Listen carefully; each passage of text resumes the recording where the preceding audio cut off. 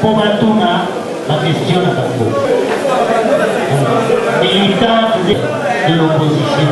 Il s'agit d'une conférence de presse qui sera prise par le 6 de la dynamique.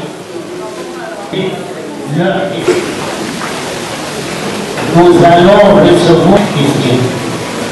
Bien entendu, il est aujourd'hui établi que le processus électoral, dans la volonté d'un seul homme qui veut s'éterniser au pouvoir en violation de la Constitution. Cette situation grave menace la paix, la stabilité et partant le développement de la République démocratique du Congo et de la région. L'histoire retiendra, cependant, que face aux tergiversations et aux initiatives malheureuses du régime de M. Kabila, qui par ailleurs énerve la Constitution, les membres de la dynamique de l'opposition politique ont opposé leur attachement, sans concession aucune, au seul respect de la Constitution de la République et à l'alternance démocratique pour dire à la consolidation de la démocratie dans notre pays. En effet, voici 11 mois passés, le 27 février 2015, en réaction à la publication le 12 février 2015 du calendrier électoral global par la CENI, nous avions dénoncé son caractère non consensuel, inconstitutionnel, irréaliste, hypothétique, non opérationnel, incohérent, dangereux, mensonger et aléatoire. Néanmoins, malgré nos critiques, nous avions relevé des acquis importants qui ressortaient de ces calendriers, notamment la date des élections présidentielles et législatives, le 27 novembre 2016, et celle de la prestation de serment du nouveau président de la République élu le 20 décembre 2016. Convaincus qu'un consensus autour de certains éléments du calendrier électoral était nécessaire, nous avions proposé, dans une approche participative de toutes les parties prenantes, de nous retrouver autour de la CENI, institution compétente en la matière, afin de dégager ces consensus sur la réalisation des élections crédibles et apaisées qui respectent le délai constitutionnel.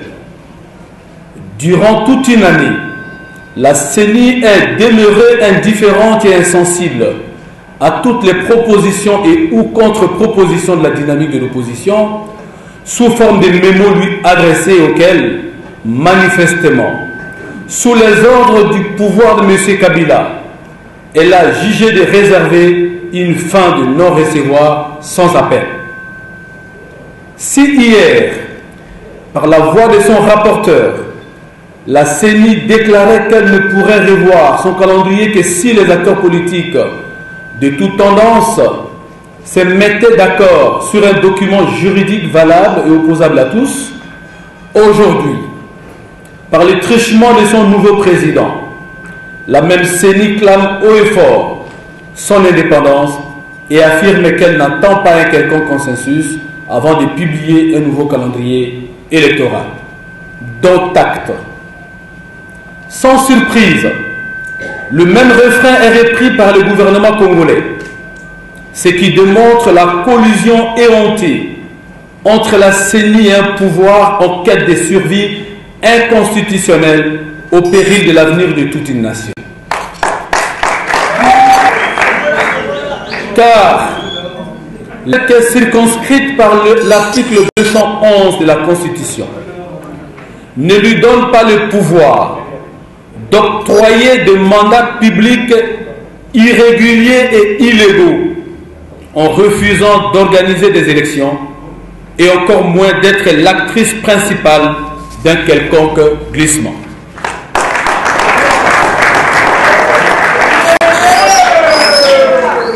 Par ailleurs, les membres dynamiques de l'opposition notent que le choix de la date du 10 février pour le lancement des opérations de révision de fichiers électoraux n'est pas innocent, car elle coïncide curieusement avec notre ligne rouge. En réalité, nous comprenons aisément qu'il s'agit d'un simple fait d'annonce pour distraire la population. Ainsi, nous prenons à témoin l'opinion nationale et internationale sur cette agitation statique de la CENI, manifestement intégrée dans l'optique évidente et malveillante de distraire le peuple congolais, et nous déclarons ce qui suit. 1. Nous invitons la CENI et tout son personnel à se mobiliser effectivement pour l'organisation des élections conformément aux dispositions constitutionnelles, légales et réglementaires. 2. Nous refusons par conséquent tout obscurantisme autour du calendrier électoral et exigeant de la CENI le début effectif du processus d'enrôlement des électeurs en vue des élections présidentielles et législatives qui doivent absolument se tenir cette année.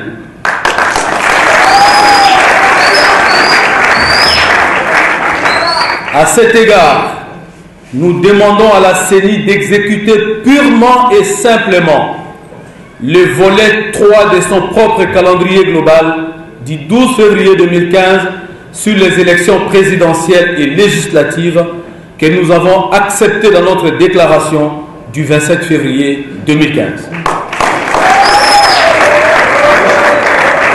3. Nous fustigeons et repoussons d'ores et déjà toute manœuvre de quelque nature que ce soit de la part de la CENI et de toute autre institution qui paraîtrait comme une manipulation, une planification insidieuse et inacceptable d'un quelconque glissement technique des mandats au motif des contraintes opérationnelles, techniques, politiques, logistiques ou financières.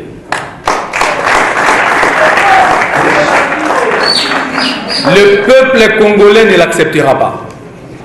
4. Nous félicitons le peuple congolais qui, bravant les intimidations, les menaces et les arrestations arbitraires exécutées par le régime de M. Kabila, a commémoré le 19 janvier 2016 la mémoire de nos compatriotes martyrs de la démocratie dans la dignité à travers toutes les provinces de la République démocratique du Congo. 5.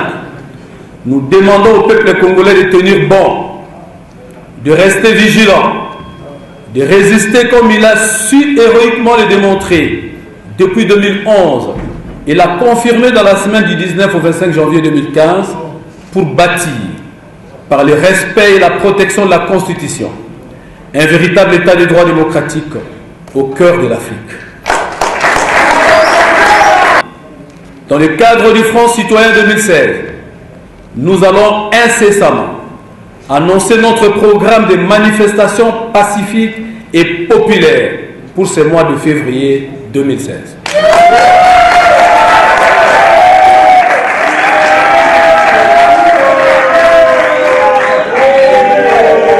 Que Dieu bénisse la République. Voyant peuple, je vous remercie.